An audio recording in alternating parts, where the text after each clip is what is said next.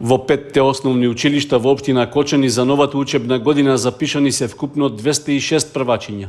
Тоа е за околу 37% помалку во споредба со лани. Од одделението за јавни дејности евидентирале 147 писмени изјави за деца кои нема да го почнат своето образование овде поради иселување на нивните семејства, и тоа главно во странство. Сериозно намалување на бројот на запишани првачиња се регистрирани на крајот од рокот за пријавување, при што пат е забележан и во училиштата во градот и во населените места во општината. Карактеристичен е примерот со селата Горни Подлог, Долни Подлог и Мојанци, во кои нема ниту едно запишано прваче, иако се работи за населени места што заедно имаат околу 1300 жители. Според искуствата од претходните години, можно е до крајот на август да бидат запишани уште 20 на дечиња, чии родители се на сезонска работа во други места во текот на летниот период, истакнаа од одделението за јавни дејности. Опаѓање на бројот на ученици кои од септември ќе го почнат своето образование е регистрирано и во општина Виница, каде недостасуваат околу 13% во споредба со учебната година што е при крај. Во сите 4 основни училишта запишани се вкупно 113 првачиња. Од нив само во едно во Виница има зголемување за 13 ученици во споредба со лани. Во другите е забележано опаѓање, а типичен пример е училиште во градот каде се запишани 18 првачиња помалку. Слично е и во руралните училишта, при што во Блатец има 3, а во подрачното училиште во село Лаки само едно прваче, информираа од одделението за јавни дејности на општина Виница. Поради намалување на бројот на првачињата, директорите на основните училишта имаат обврска да ги комбинираат паралелките. Постапката ќе се спроведе кон крајот на август, во зависност дали во меѓувреме ќе имат дополнително пријавување нови ученици. Под мотото "Пешачењето е здравје" во саботата беше реализирана планинарската тура на релација Пониква-Панаѓур-Пониква. Организатори беа општина Кочани и клубот за планинарски спортови Москито во соработка со извидничкиот одред Ластовица.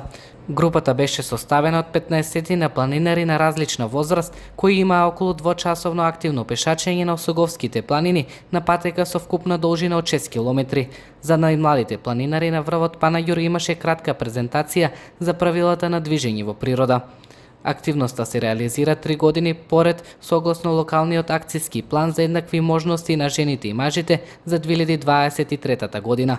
Целта е да се промовира физичката активност како фактор за добро здравје.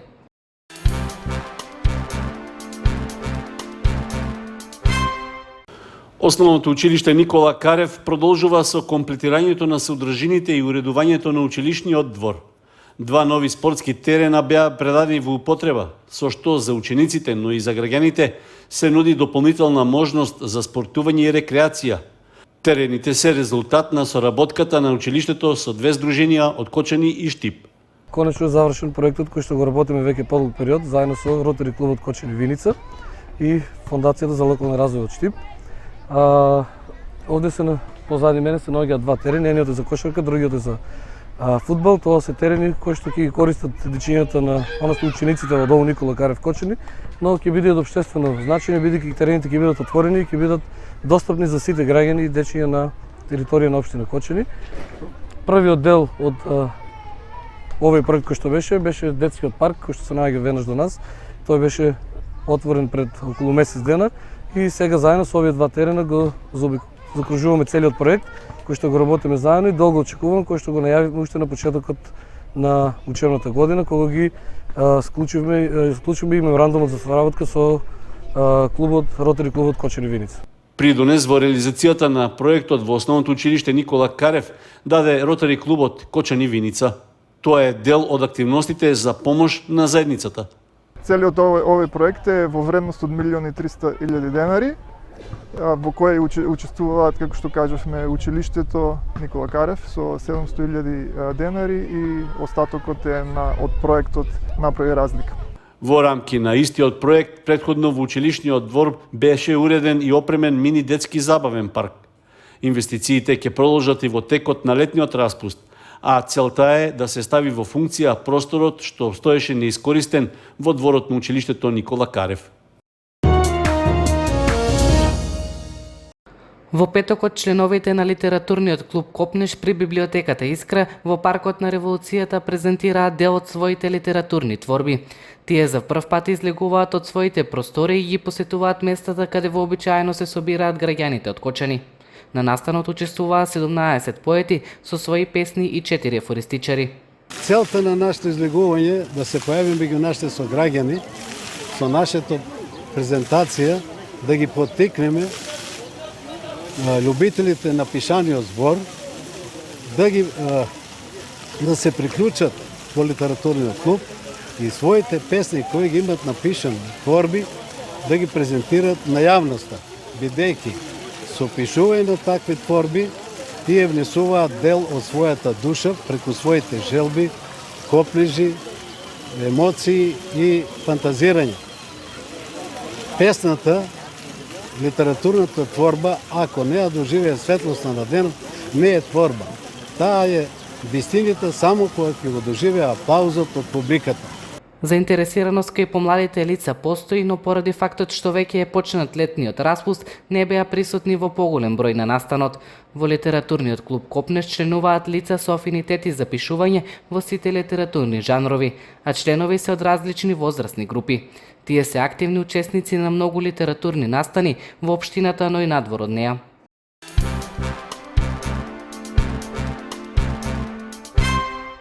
Шест членови на Ротари клубот Кочани Виница присуствуваа на конференцијата на Ротари дистриктот 19-12 Македонија Словенија, што за прв пат се одржа во Битола, но и во нашата држава. На конференцијата присуствуваат членови на Ротари клубовите на двете земји. Представниците на Ротари клубот Кочани Виница учествуваа на 3-дневна програма што ја организираше Битолскиот Ротари клуб. Гувернерот на дистриктот Раде Христовски го истакна нашиот клуб како еден од најактивните кој има реализирано многу проекти во изминатиот период. Потврда за неговата успешност е тоа дека оваа година имаат оформено и нов интеракт клуб Виница. Исто така основан е и нов Ротари сателит клуб Малеш, кој е прв ваков клуб во целиот дистрикт 19-12, а чиј спонзор е Ротари клубот Кочани Виница. Приватната детска градинка Мичи со завршна приредба што се одржа во саботата го одбележа крајот на воспитната година. Дечињата заедно со своите воспитувачки подготвија програма во која учествуваа со музичко-ритмички точки. Се работи за настан кој традиционално се организира секоја година, а на најголемата група учесници им беа доделени дипломи за успешен почеток на основното образование. Подршка им дадоа нивните најблиски, со што беше неизмерна среќа за дечињата. Целта на настанот е да им посакаме среќен почеток на учебната година на нашите идни правачиња кои ја напуштаат градинката. Освен најголемата група на настанот учествуваа и од помалите групи, со што ги поздравија нивните поголеми другарчиња кои од најесен заминуваат во училишните клупи. Од раководството на градинката додадоа дека во летниот период продолжуваат со престојни ученици во прво, второ и трето оделение, а со почетокот на школската година очекуваат и нови дечиња.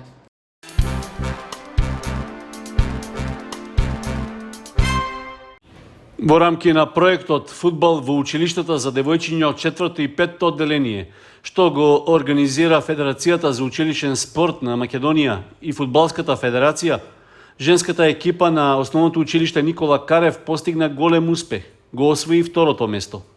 Тоа беше повод во рамки на предавањето во употреба на новите спортски терени во училишниот двор, да им бидат доделени признанијата и пехарот за постигнатиот успех.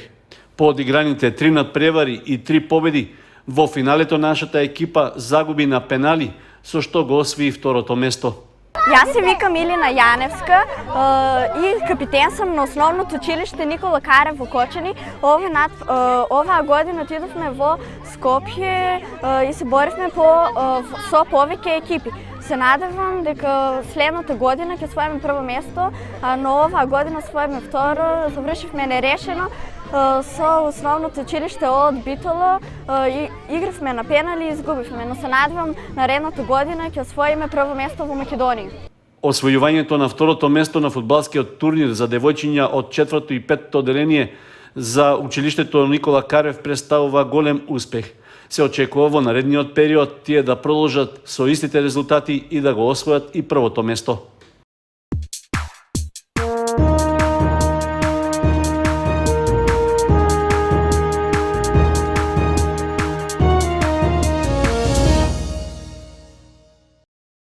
Викендов Кочани беше домакин на државното првенство во борење за сениори и сениорки. Организатор на надпреварот беше Боречката федерација на Македонија во соработка со боречкиот клуб Спартак. Учествуваа 70 борачи од 12 клубови, а надпреварувачите беа поделени во 10 категории во машка и женска конкуренција. Од Боречката федерација искажаа пофални зборови за домакинот и начинот на кој што беше организирано првенството. Јас како председател се радувам дека повторно се врати борењето на правиот пат, бидејќи до сега сениорските првенства не се организирани на вакво високо ниво. Има голема интерес, значи добрата работа на Боречката федерација. Успеавме да стасаме едно напреку 70 спортисти кои учествуваат. Ова е за последно првенство кое го организира Боречката федерација за државни изборни првенства во Македонија. Дај Боже да мине се во најдобар ред, да нема најбитно е повреди, бидејќи сите спортисти на нас ни се битни како федерација, бидејќи голем дел од спортисти што се овде денеска се репрезентативци за младинска U23 и за сениорска конкуренција кои едносно очекуваат доста големи надпревари. Ова е година која бркаме сите олимписка норма, затоа и ние се трудиме колку што можеме да ги обезбедиме максимум услови за да не дојде до некои непосакани повреди. Титулата државен првак во сениорска конкуренција ја освои екипата на Лирија од Скопје пред Балканец од Штип и Вардар од Скопје. Домакинот на првенството Спартак и Радовишки Бучим освоија ист број поени. Меѓутоа, нашите борачи се пласираа на 4-то место, со оглед што Расул Шапиев го оствари очекувањето за освојување златен медал во категоријата до 79 килограми. Јас сум Расул Шапиев од Боричка клуб Спартак. Чекам злата. Освен Шапиев, забележителен успех од Спартак постигна и Леон Трајанов, кој беше второпласиран во категоријата до 92 килограми. Дамјан Крстов, Илчо Веселинов, Александар Павлев и Горан Терзиски беа петопласирани во своите категории.